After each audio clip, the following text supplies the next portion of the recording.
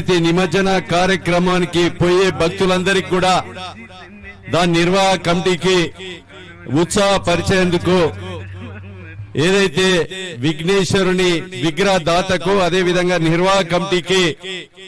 శాల్వాతో కప్పి మిమంటో ఇచ్చి వాళ్ళను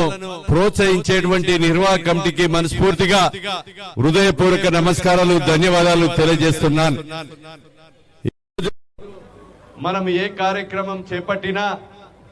మొదలు గణపతి పూజ చేసుకున్న తర్వాత కార్యక్రమాలు మొదలైతాయి.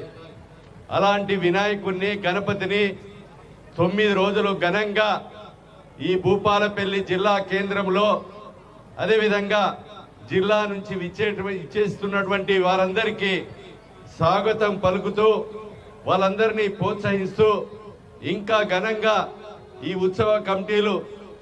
నిర్వహించే విధంగా చేస్తున్నటువంటి కళాకారులకు కానీ అదేవిధంగా నిర్వాహక కమిటీ కానీ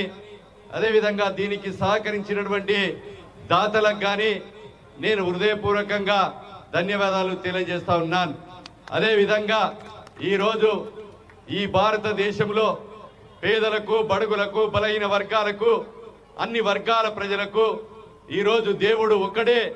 ఆ దేవుణ్ణి అన్ని వర్గాల ప్రజలు కూడా పూజించుకొని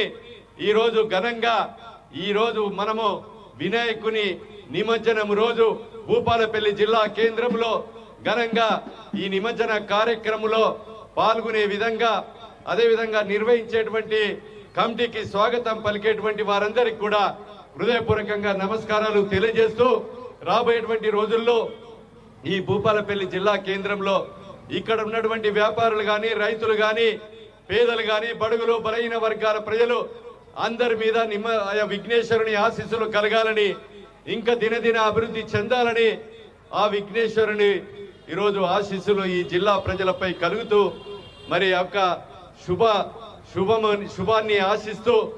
ఈరోజు ఈ కార్యక్రమంలో పాల్గొన్నటువంటి కళాకారులకు సాంస్కృతిక విభాగానికి ఈరోజు నిర్వాహక కమిటీకి వ్యాపారస్తులకు సహకరించిన వారందరికీ కూడా